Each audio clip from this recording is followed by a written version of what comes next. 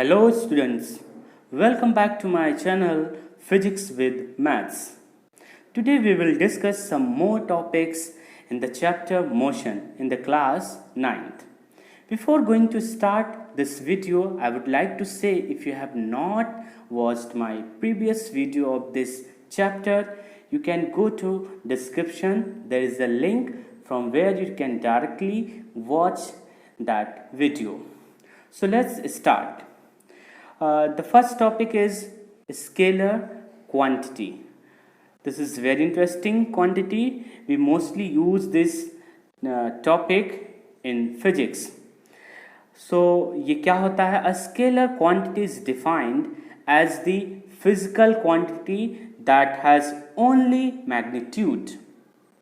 So ये physics में वो क्वांटिटीज होती हैं जिन्हें केवल मैग्नीट्यूड की रिक्वायरमेंट होती है.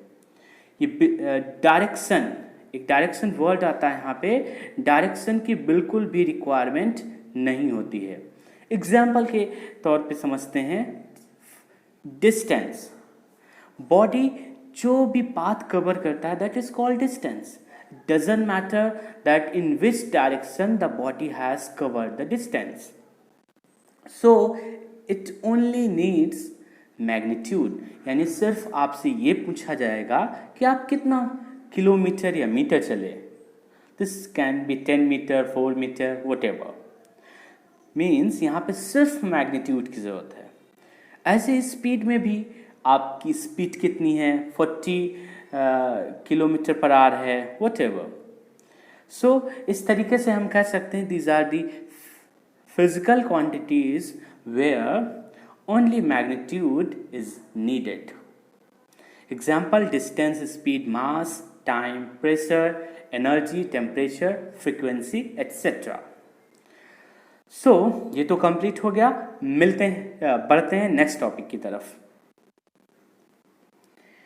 नेक्स्ट हमारा टॉपिक है वेक्टर क्वांटिटीज. सो ये क्या होता है? वेक्टर जब भी लग जाता है इसका मतलब यहाँ पे अब मैग्नीट्यूड के साथ साथ डायरेक्शन की भी जरूरत होगी. यानी a vector quantity is defined as the physical quantity that has both magnitude as well as direction. कहने का मतलब अब हमें फिजिक्स में उन क्वांटिटीज के बारे में बात करना है जिनको डायरेक्शन और मैग्नीट्यूड दोनों की जरूरत पड़ती है. ये वो क्वांटिटी जैसे कि फोर्स. किसी बॉडी पर सपोज ये मेज थी, आप इसको लिफ्ट करना चाह रहे हो तो आप इधर से फोर्स लगाओगे या आप ऐसे भी फोर्स लगा सकते हो. अगर आपने टॉप से फोर्स लगाया उतना ही फोर्स जितना आप नीचे लगा रहे थे उतना ही आपने टॉप से लगाया तो ये बॉडी लिफ्ट नहीं करेगी. तो कहने का मतलब सिंपली ये है कि इसमें डायरेक्शन की जरूरत पड़ती है. So हम कह सकते हैं these are the quantities where magnitude as well as direction are needed. Okay, so बढ़ते हैं नेक्स्ट टॉपिक की तरफ. Difference between scalar quantity and vector quantity. अभी हम ये कैसे जानेंगे कि स्केलर और वेक्टर में क्या डिफरेंस होता है? हमने डेफिनेशन तो पढ़ ही रखा है, वहाँ से ही हमें कुछ चीज़ें क्लियर होगी. वन बाय वन समझते हैं कितने पॉइंट बन सकते हैं. फर्स्ट, स्केलर क्वांटिटी में सिर्फ मैग्नीट्यूड की ज़रूरत होती है. Means scalar quantity needs only magnitude. Vector quantity, in this quantity we can say magnitude as well as direction are needed. तो मैग्नीट्यूड के साथ साथ यहाँ पे डायरेक्शन भी रिक्वायर्ड होती है. और we can say in this quantities magnitude and direction are required. Second point क्या बन सकता है? सेकेंड पॉइंट में जितने भी मैथमेटिकल के रूल होते हैं स्केलर क्वांटिटी में हम प्लस माइनस इजीली कर सकते हैं, कोई प्रॉब्लम नहीं होती है. लेकिन वेक्टर क्वांटिटीज में इनका एक स्पेसिफिक तरीका होता है, एक स्पेसिफिक मेथड होता है, वहाँ से हम कर सकते हैं प्लस या माइनस. डायरेक्टली हम लोग प्लस या माइनस नहीं कर सकते. So we can say in a scalar quantity mathematical rules are directly applied, but vector quantity में क्या कहेंगे? In vector quantity mathematical operations are not directly applied. तो ये हो गए हमारे 2 पॉइंट। थर्ड पॉइंट इसमें देखते हैं, स्केलर क्वांटिटी में हम किसी भी एक सिंगल अल्फाबेट से हम डिनोट कर सकते हैं, बट वेक्टर क्वांटिटी में अल्फाबेट के ऊपर एरो का यूज करते हैं। जैसे कि एक्सेलरेशन की बात करें, ये ऐसे लिखते हैं, एक्सेलरेशन के ऊपर एरो, बट वहां हम सिंगल वेरिएबल या सिंगल अल्फाबेट से हम डिनोट कर सकते हैं। सो we can say in a scalar quantity a single alphabet is used. In vector quantity, alphabets with arrow is used. So these are the differences जो कि in scalar quantity और vector quantity को differentiate करते हैं। I hope कि आपको समझ में आ गया होगा। हमारे 3 पॉइंट, पहला है इसमें मैग्नीट्यूड की जरूरत पड़ती है और वेक्टर क्वांटिटी में मैग्नीट्यूड एंड डायरेक्शन दोनों की जरूरत पड़ती है। सेकंड, इसमें हम सिंपली मैथमेटिकल रूल अप्लाई कर सकते हैं, बट वेक्टर क्वांटिटी में मैथमेटिकल रूल हम अप्लाई नहीं कर सकते हैं। थर्ड, सिंगल अल्फाबेट से हम इसे डिनोट कर सकते हैं, but here what alphabet with arrow is used. So these are the 3 differences. Next हम लोग स्टडी करेंगे distance. So what is distance? तो डिस्टेंस की जब भी बात करते हैं, the path followed by the body, the path followed by the body is called distance. This path can be any path, or we can say the length of the path is covered by a body is called distance. Displacement की अगर हम बात करें, example ए से B तक आपको अगर जाना है तो आप कोई भी पाथ फॉलो कर सकते हैं, तो उससे हम कहेंगे कि इसने क्या फॉलो किया? डिस्टेंस फॉलो किया।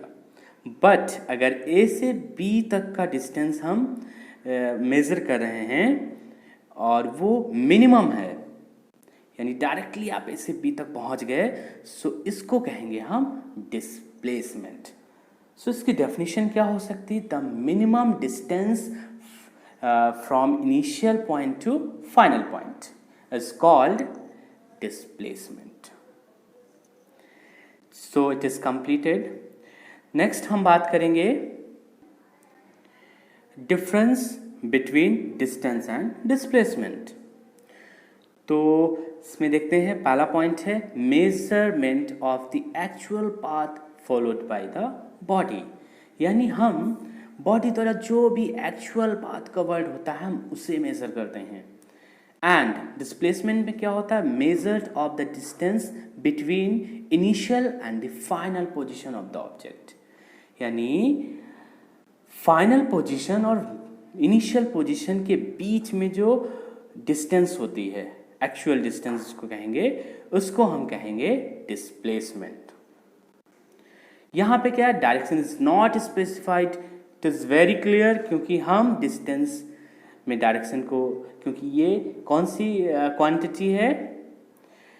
It is what? Scalar. Scalar है, इसका मतलब डायरेक्शन की जरूरत नहीं है।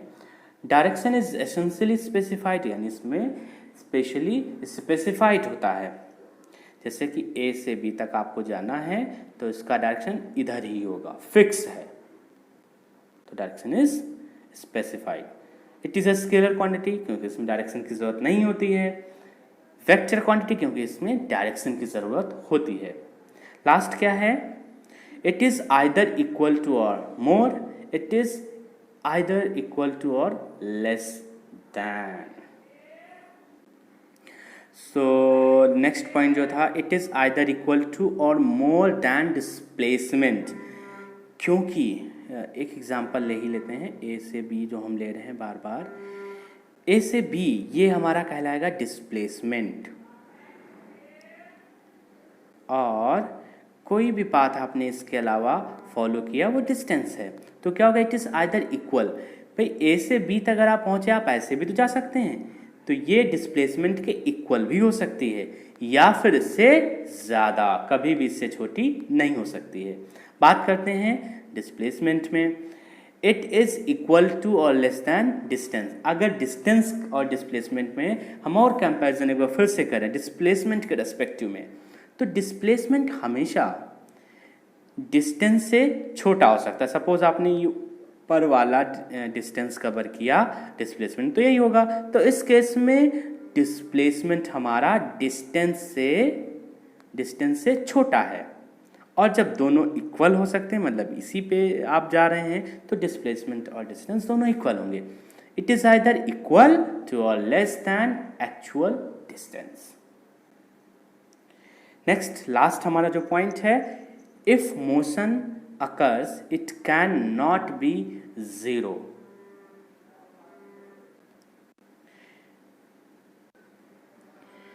So if motion occurs it cannot be zero, क्योंकि क्या होता है, डिस्टेंस में डायरेक्शन तो मैटर करती नहीं है। सपोज ए पॉइंट से आप गए और घूम घाम के फिर से ए पे आ गए, तो आपकी डिस्टेंस क्या होगी, पूरी ये कवर्ड डिस्टेंस। तो अगर आपने मोशन किया तो डिस्टेंस तो कभी जीरो हो ही नहीं सकती, it can not be zero. लेकिन बात करें अगर डिस्प्लेसमेंट की, और मोशन अगर आप करें, मान लें ए से स्टार्ट किए हैं और फिर घूम के फिर से आ गए, अब इसका इनिशियल पॉइंट और फाइनल पॉइंट एक ही है। तो अगर मोशन हुआ तो इट मे और मे नॉट बी जीरो।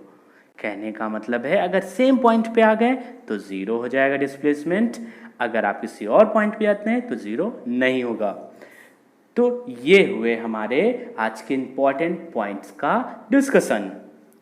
आप इस चैनल को अगर आप सब्सक्राइब नहीं करे हैं तो आप इसे सब्सक्राइब, लाइक और शेयर जरूर कर दीजिएगा। मिलते हैं नेक्स्ट वीडियो में इसके कुछ और टॉपिक्स के साथ।